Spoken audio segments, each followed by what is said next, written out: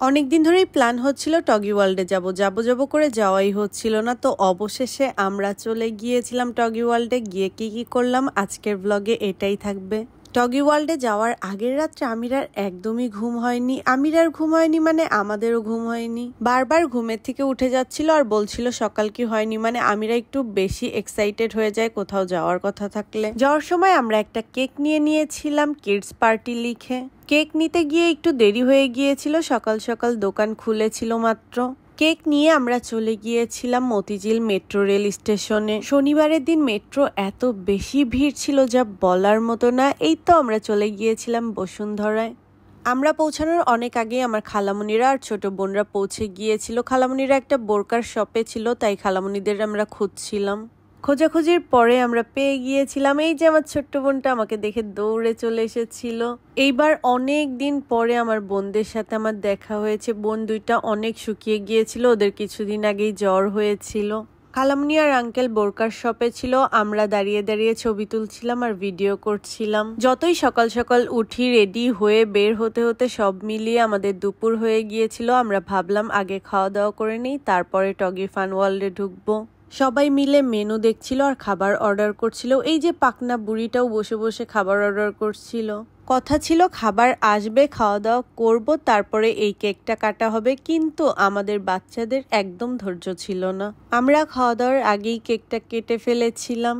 আমি ভেবেছিলাম এই দিন আমি একটু ভিডিও কম নিয়েছি, কিন্তু এই দিনের ভিডিও যে এত বড় হয়ে যাবে এটা আমি ভাবতেও পারিনি। আমরা বসে বসে গল্প করছিলাম আর খাবারের অপেক্ষা করছিলাম। অপেক্ষা করতে করতে আমাদের কিছু খাবার চলে এসেছে, আরো খাবার আসা বাকি ছিল। এই যে আমাদের লক্ষ্মী পক্ষী বাচ্চাগুলো কি সুন্দর একজন আরেকজনকে খাইয়ে দিচ্ছিল। আমি আগে আমিরার বাবার থেকে একটু খাবারের রিভিউ নিচ্ছিলাম। মোটামুটি খাবারগুলো ভালোই ছিল। আমরা ফ্রাইড রাইস নিয়েছিলাম, বিরিয়ানি নিয়েছিলাম আর খিচুড়ি নিয়েছিল আঙ্কেল, আর খালামনি নিয়েছিল বিএফসির রাইস বল। আর একটা ছিল চিকেন পপ, যেটা কিনা আমিরা আর মমতা ভাগাভাগি করে খাচ্ছিল। আমিরা তো মমতার জন্য একদম অস্থির হয়ে গিয়েছিল, কবে দেখা হবে, কেন এতদিন দেখা হচ্ছে না, কেন মমতাদের বাসায় আমরা এতদিন যাচ্ছি না। আর এইদিকে আমি আমার আঙ্কেলকে জিজ্ঞাসা করছিলাম যে খিচুড়ির টেস্ট কেমন। আঙ্কেল সব খাবার সবসময় বলে অনেক মজা। তবে এটা সত্য, এই দিনে সবগুলো খাবারই মোটামুটি ভালোই মজা ছিল। তারপর আমরা চলে গিয়েছিলাম টগি ফান ওয়ার্ল্ডের সামনে। আর এখানে আমাদের বাচ্চাদের এন্ট্রি ফি ছিল 1200 করে। শুক্র আর শনিবার যেহেতু ছুটির দিন, এই দুইটা দিন 1200 করে ছিল, আর এমনি দিনগুলোতে 1100 করে। আর আমাদের বড়দের এন্ট্রি ফি ছিল 150 টাকা করে। আর বাচ্চাদের এই 1200 টাকার এন্ট্রি ফি ছিল কিন্তু একটা প্যাকেজ, যেটার মধ্যে ছিল সব ধরনের রাইডে ওঠা।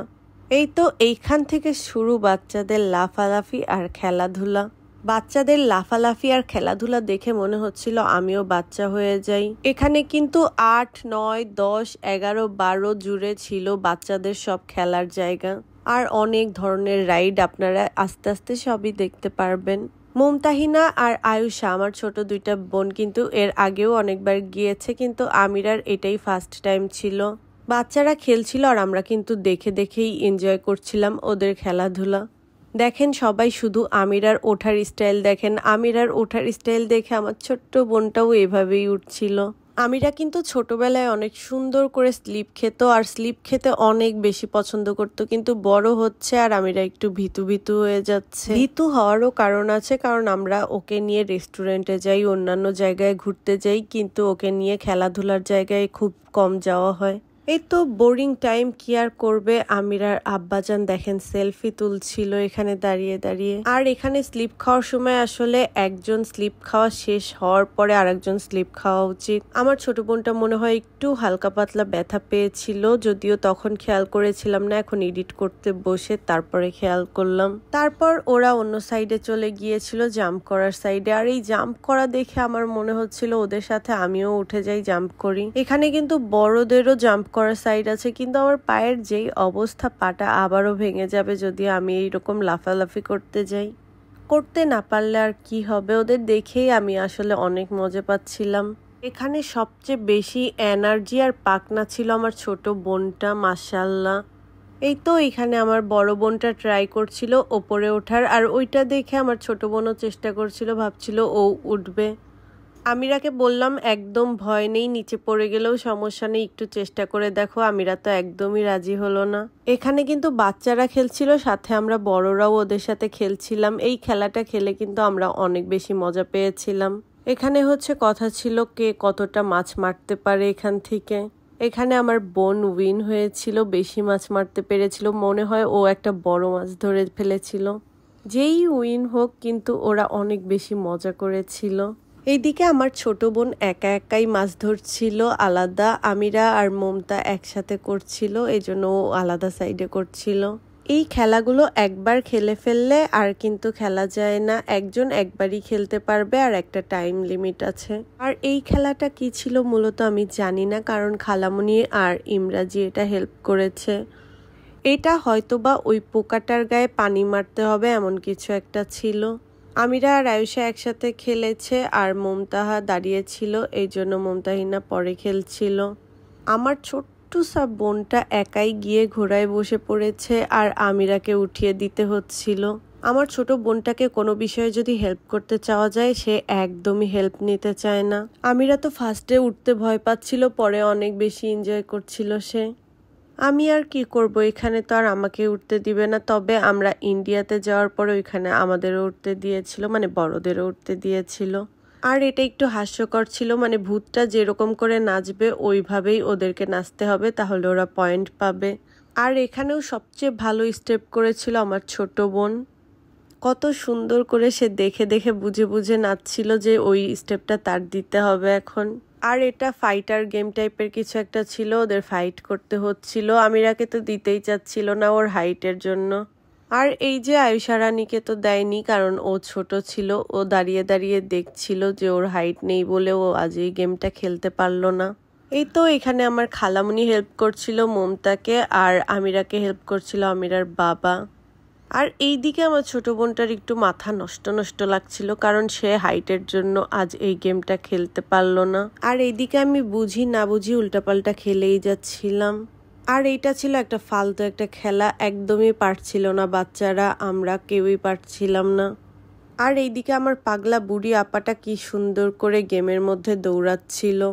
আর তার দুলাভাই তাকিয়ে তাকিয়ে দেখছিল তার পুচকি একটা শালিকার কাহিনীগুলো। এখানে অনেক রকমের খেলার জিনিস ছিল আর ওরা খেলছিল, সবকিছুর ডিটেলস আমি ঠিক মতো জানিও না, বুঝতে পারছিলাম না কিভাবে খেলাটা হবে। একটা ভাইয়া এসে কয়েন দিয়ে গেল, তারপরে খেলাটা চালু হলো।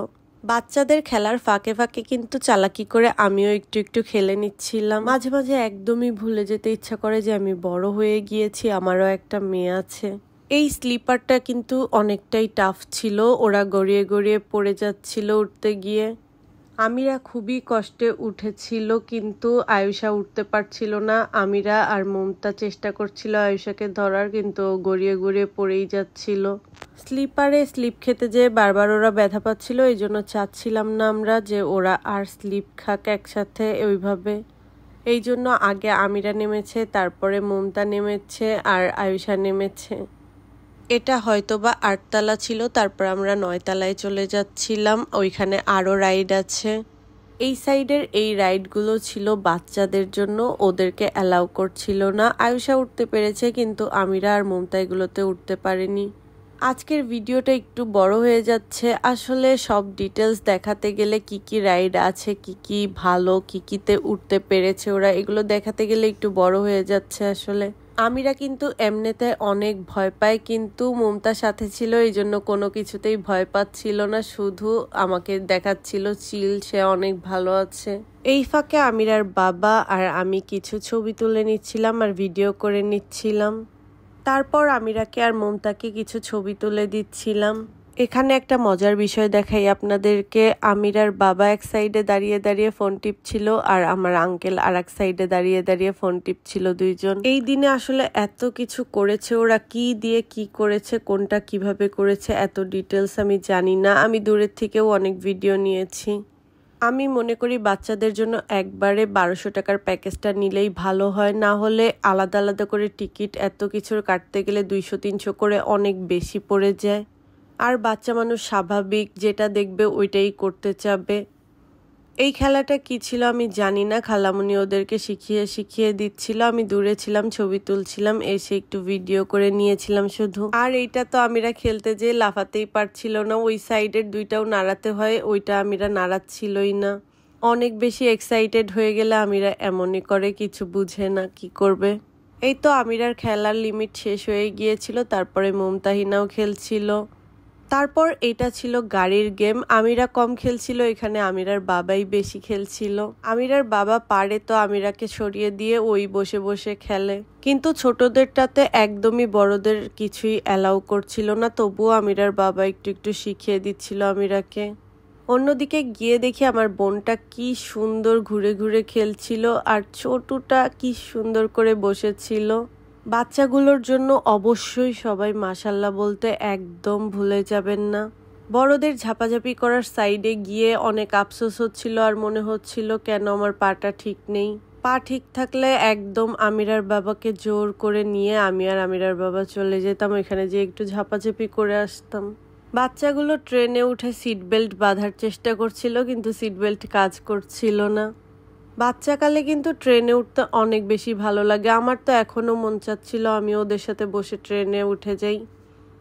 এটা হয়তোবা 10 তলা ছিল, আর এখানেও অনেক কিছু ছিল ওঠার মতো। আর গিয়েই বাচ্চারা এই রাইডটায় উঠে গিয়েছিল। আমিরার বাবা একটু আমিরাকে ভয় দেখাচ্ছিল, আমিরা তো একদমই ভয় পাচ্ছিল না, আর বোঝাচ্ছিল সে অনেক বেশি সাহসী। এইখানে দেখেন কত বড় বড় মানুষরা গাড়িতে উঠে খেলছিল। আমিরার বাবাকে বললাম তুমিও ওঠো, আমিরার বাবা বলছিল না আমার মাথা ঘুরাবে। এই দিনে আমিরা, মমতা আর আয়ুষা বেশিরভাগ রাইডগুলোতেই উঠেছে। আর এটা তো একদম পুরোটাই ফাঁকা ছিল, ওদেরকে বলা হয়েছিল আলাদা আলাদাভাবে বসতে, কিন্তু ওরা একটাতেই 3 জন বসেছিল। পুরাটা সময় সবাই সবার মতো খেলাধুলায় এত বেশি ব্যস্ত ছিল। আর আমিরার বাবা তো আমিরার নাম দিয়ে এই দিন ভালোই খেলে নিয়েছিল সবকিছু। আমিরার থেকে আমিরার বাবার এই গাড়ির খেলাগুলো বেশি পছন্দের। আমিরার বাবা এখনো কম্পিউটারে এই গাড়ির খেলাগুলো খেলে। আমিরার বাবা আমিরাকে এই খেলাগুলো খেলাচ্ছিল, আর আমাকে বলছিল এগুলো ওর অনেক শখের ছিল, ছোটবেলায় অনেক ইচ্ছা ছিল এগুলো খেলার। আমিরা এমনি সময় তার নানা ভাইয়ের বাইকে ওঠার জন্য এত পাগল থাকে, কিন্তু এই দিনে বাইকে উঠতে চাচ্ছিল না, শুধু ভয় পাচ্ছিল, বলছিল আমার ভয় লাগছে আমি উঠবো না। এই তো তারপরে বাবা আর মেয়ে আরামসে খেলছিল, আর আমার বোনটা একটু পরেই চলে যাবে, আমি আমার বোনটাকে অনেক বেশি আদর করে নিচ্ছিলাম। আমার কোল থেকে নেমে আমার বোনটা যে তার দুলাভাইয়ের কোলে উঠে বসেছিল। আসলে এগুলো দেখলে না একদম চুপ করে থাকা যায় না, আমাদেরও মন চাচ্ছিল আমরাও খেলি। এই যে এখানে আমিও আমিরার বাহানা দিয়ে একটু খেলে নিচ্ছিলাম, কিন্তু ভাগ্যক্রমে একটা বলও আমি ঠিকমতো মারতে পারিনি। তারপর আমিরার বাবাও একটু চেষ্টা করে নিচ্ছিল, আমিরার বাবাও কিন্তু পারেনি। এগুলো হয়তো বা 11-12 তলা ছিল, যেগুলোতে গিয়ে আমরা জাস্ট ভিডিও করেই বের হয়ে গিয়েছি। এখানে ছিল বড়দের খেলাধুলার জায়গা। আর এইটা ছিল হচ্ছে জিম, ভাবলাম এই জিমটারও ভিডিও করে রাখা উচিত। এই তো আমাদের সবার এত বেশি পা ব্যথা হয়ে গিয়েছে, আর আমরা এখন বের হয়ে যাচ্ছিলাম। বের হয়ে যাওয়ার সময় আমিরার বাবা গিয়েছিল সবার জন্য কোল্ড কফি আনতে, আর আমরা এক সাইডে দাঁড়িয়ে দাঁড়িয়ে হট কফি খাচ্ছিলাম। আঙ্কেলকে বললাম আমাকে ভিডিও করে দিতে, আঙ্কেল বলছিল ওই দিকে আলো নেই, এই জন্য আমি এই দিকে এসে দাঁড়িয়েছিলাম। এই তো আমিরার বাবা কোল্ড কফি নিয়ে চলে এসেছে, কিন্তু বাইরে আঙ্কেলদের গাড়ি আর পার্কিংয়ে দাঁড়াতে দিচ্ছিল না, এই জন্য আমরা বের হয়ে যাচ্ছিলাম। আর আমার সোনা পাখিগুলোকে একটু আদর করে দিচ্ছিলাম। অল্প সময়ের জন্য দেখা হয়েছে, এই জন্য আরো বেশি খারাপ লাগছিল। তো আজকের ভিডিও এ পর্যন্তই। সবাই অনেক ভালো থাকবেন আর আমাদের জন্য দোয়া করবেন। আল্লাহ হাফেজ।